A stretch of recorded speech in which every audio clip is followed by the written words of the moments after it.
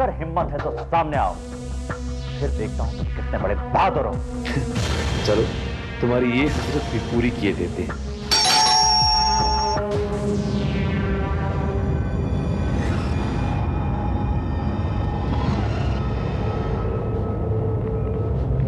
रोमिला, ये सब क्या है?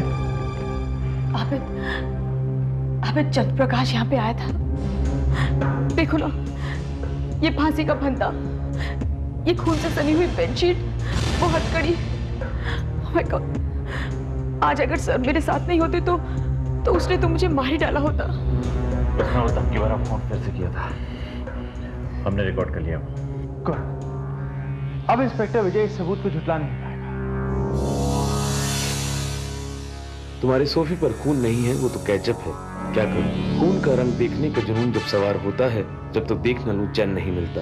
तुम्हारी खूबसूरत गर्दन से उबल उबल कर गिरता हुआ खून कितना अच्छा लगेगा मैं बता नहीं सकता। अब भी आपको ऐसा लगता है कि मैं झूठ बोल रही हूँ?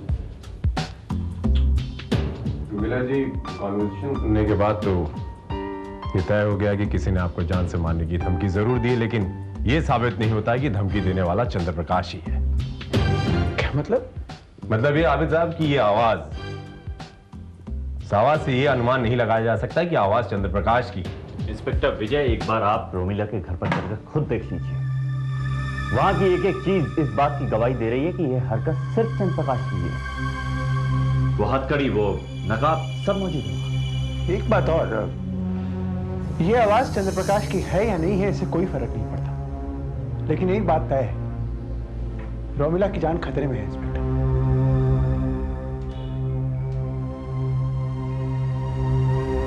ठीक है, अगर इनकी जान को वाकई में खतरा है तो शर्मा, रोमिला जी को पुलिस प्रोटेक्शन देने का बंदोबस्त करो। शायद इसी बहाने चंद्र प्रकाश मेरे हाथ लग जाए। राणा। Yes sir. 2 हवलदार मैंने घर के बाहर तैनात किए हैं। अंदर से निगरानी रखना तुम्हारा काम है। अगर कुछ भी खतरे की बात लगे, सिचुएशन संभाल लेना। ठीक है सर, आप किसी बात का फिक्र न करें। गुड। मिस रोमिला, अब आपको फिक्र करने की जरूरत नहीं है। आप इत्मीनान से सो जाइएगा। राणा यहाँ मौजूद हैं आपकी हिफाजत के लिए। Thank you so much. और इंस्पेक्टर विजय से भी कहिएगा कि मैंने थैंक्स कहा है। Sure. I take your leave. मैं जरा सोने जा रही हूँ। Okay, good night. Okay Rana. ठीक है सर। Take care. ओके।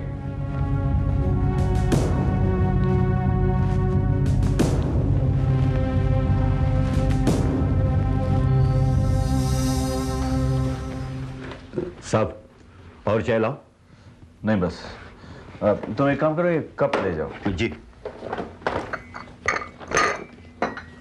और सुनो, मुझे डिस्टर्ब मत करना, चाय चाहिए होगी तो मैं मंगा लूंगा। जी साहब।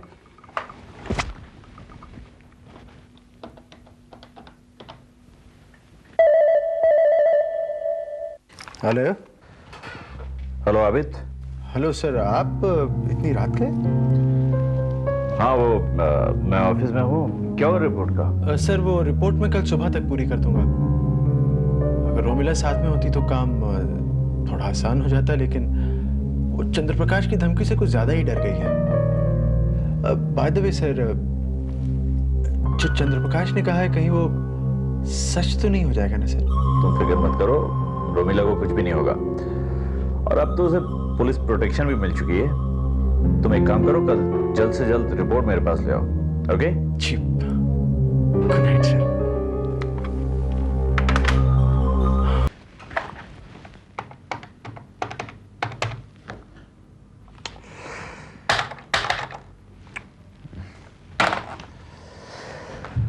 अचानक ये फोन को क्या हो गया?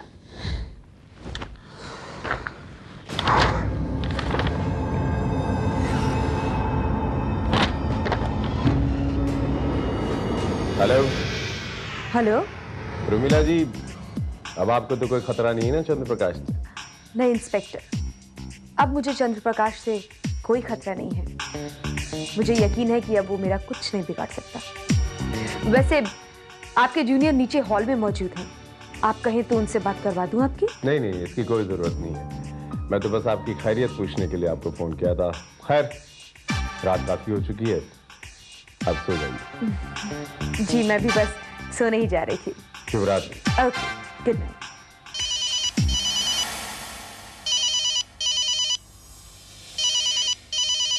हेलो, इंस्पेक्टर विजय भैया।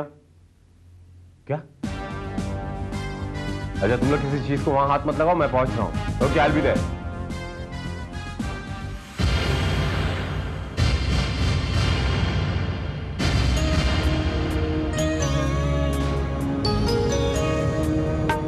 तुमने इन्हें आखिरी बार कब देखा था? साहब 1.5-2 घंटे पहले साहब को मैं चाय पूछने के लिए गया था, तब उन्होंने कहा कि मुझे डिस्टर्ब मत करो, अगर जरूरत होगी तो मैं खुद मंगवा लूंगा। उसके बाद साहब मैं बाहर बैठ गया, काफी देर हो गई। साहब को फिर देखने आया तो साहब मरे पड़े थे। तुमने यहाँ पर किसी को आते जाते हुए देखा था? नहीं साहब, रात के 11 बजे तक तो किसी को नहीं देखा साहब। कोई ना कोई आया तो जरूर होगा।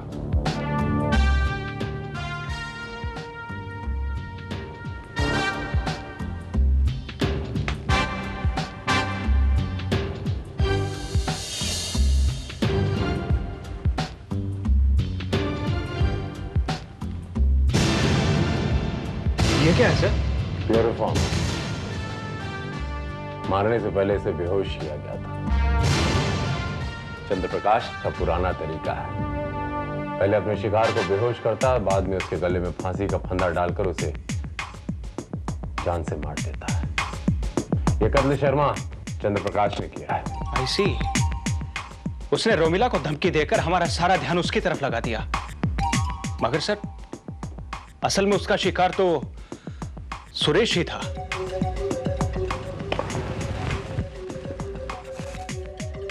मेरी एक बात समझ में नहीं आ रही शर्मा, कि चंद्रप्रकाश गोली लगने के बाद भी बच गया।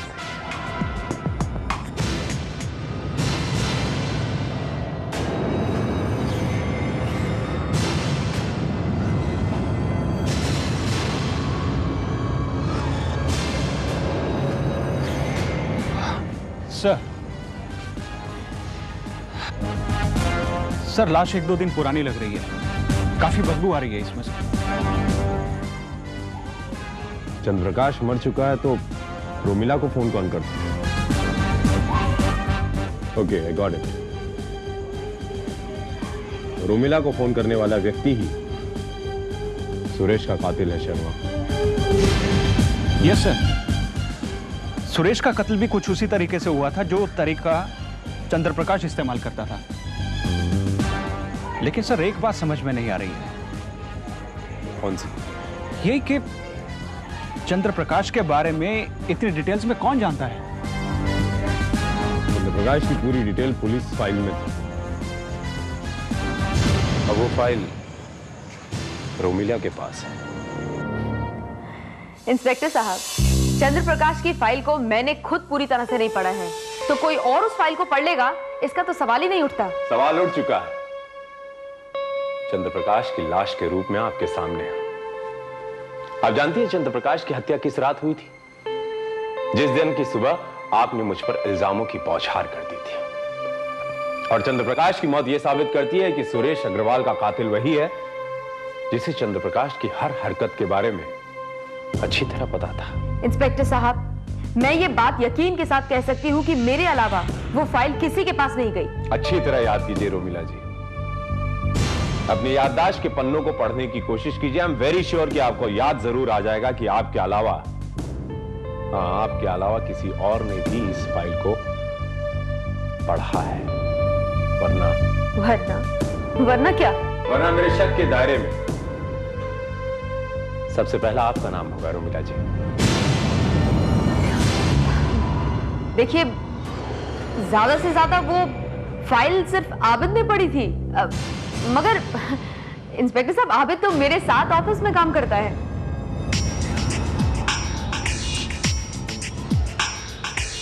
आबिद साहब, जिस रात सुरेश अग्रवाल का कत्ल हुआ उस रात आप कहां थे? जी, मैं अपने घर में था। मेरी उस रात सुरेश जी से टेलीफोन पे बात की थी। कितने बजे? 1:30 से 2 बजे। क्या बात हुई? एक आर्टिकल के बारे में बात हुई थी। कहाँ रहते हैं आप? मैं तारापुर में। मेरे घर से ऑफिस का फासला करीब 40 से 50 मिनट का है, और अगर आप चाहें तो मेरे टेलीफोन वाली बात सुरेश जी से आप एक्सचेंज में कंफर्म कर सकते हैं। मशवरे के लिए शुक्रिया। मुझे क्या करना चाहिए और क्या नहीं बताने की जरूरत नहीं।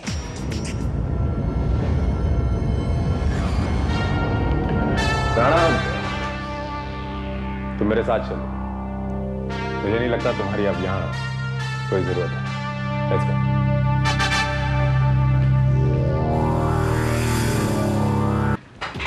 क्या रिपोर्ट है शर्मा? आबिद सच बोल रहा है सर। सुरेश अग्रवाल ने मरने के 10 मिनट पहले आबिद से फोन पर बात की थी। सर ये है उसके सुरेश अग्रवाल के फोन कॉल्स की लिस्ट। इस लिस्ट में सेकंड लास्ट नंबर आबिद का है, जो कि तारापुर का नंबर है। और सर तारापुर से वहां तक पहुंचने में कम से कम 40 मिनट तो लगते ही है। ये आखिरी नंबर किसका पता लगा है? Yes sir. बहुत ताज्जुब की बात है सर कि ये आखिरी नंबर खुद सुरेश अग्रवाल का है, उसका मोबाइल नंबर। स्ट्रेंज। मरने से पहले सुरेश अग्रवाल खुद अपने आप को फोन करता है। और उससे भी इंटरेस्टिंग बात यह है सर कि ये मोबाइल फोन उसका उसी के पास था, किसी और के पास नहीं। उसकी लाश के पास से हमने बरामद किया है। शर्मा, वो मोबाइल कहाँ है इस वक्त? एविडेंस के तौर पर उस मोबाइल को हमने अपने पास जमा कर लिया सर। शर्मा, मैं वो मोबाइल फोन देखना चाहूंगा। सुरेश अग्रवाल की वो बेतुकी हरकत हमें उसके कातिल तक जरूर पहुंचाएगी।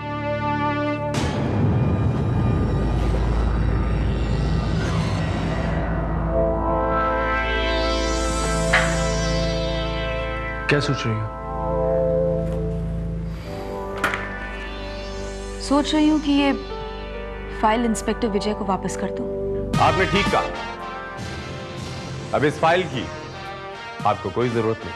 अरे इंस्पेक्टर विजय, आप बस ये फाइल वापस करने आप ही के पास आने वाली थी। वो कहावत है ना कि प्यासा कुएं के पास खुद चलकर आता है, इसीलिए मैं आपके पास आया। कहिए, मैं आपकी क्या मदद कर सकती हूँ?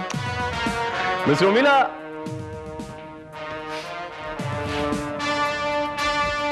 जिस रात सुरेश अग्रवाल का कत्ल हुआ, उस रात आप कहां थी? उस रात मैं अपने घर पर ही थी, अपने बेडरूम में, और टीवी देख रही थी। टीवी की आवाज तो आपके ऑफिसर ने हॉल में भी सुनी होगी। आपने ठीक कहा। राणा ने भी मुझसे ऐसे ही कहा था कि सर, जब मैं हॉल में बैठा था, मुझे टीवी जो बेडरूम में लगा था उसका साउंड सुनाई दिया। जब मैं आपसे फोन पर बात कर रहा था तो मुझे वो टीवी का साउंड क्यों नहीं सुनाई दिया, बता सकती हैं?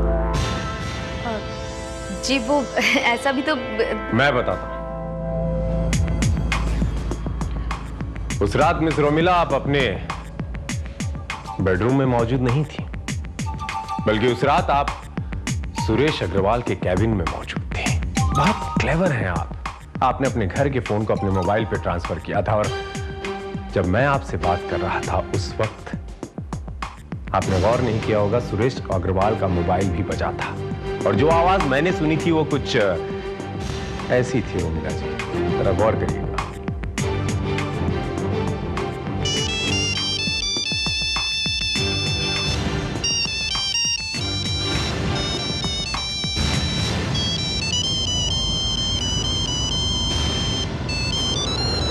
क्या भी आप यही कहेंगे कि उस रात आप अपने बेडरूम में मौजूद थीं?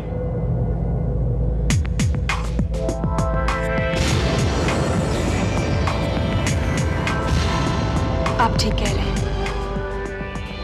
उस रात मैं सुरेश अग्रवाल के कैबिन में ही थी।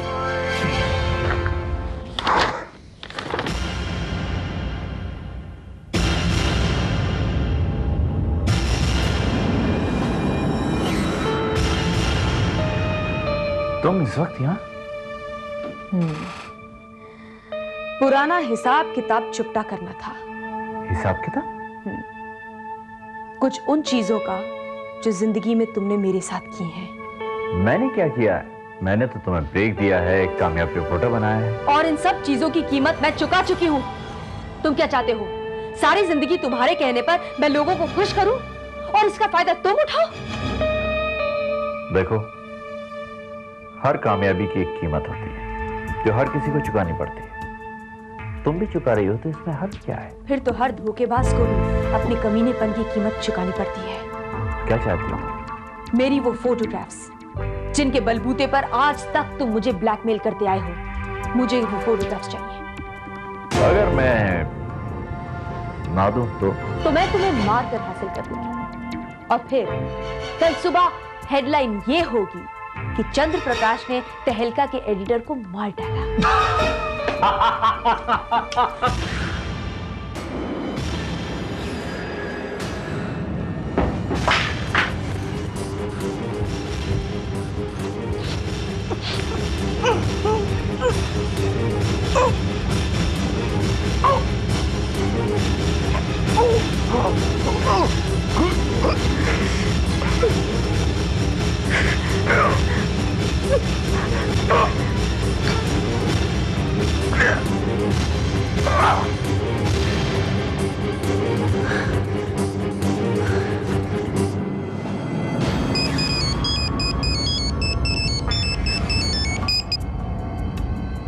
हेलो, मैंने उस नीच और जलील आदमी का खून बिल्कुल चंद्र प्रकाश की तरह किया ताकि लोग ये समझें कि खून चंद्र प्रकाश ने ही किया है। और वो फोन कॉल्स? वो सारे कॉल्स जगदीप करता था मेरे कहने पर। उसे शराब पीने के पैसे चाहिए होते थे और वो पैसे उसे मैं देती थी और इसके बदले में वो मेरा काम करता था।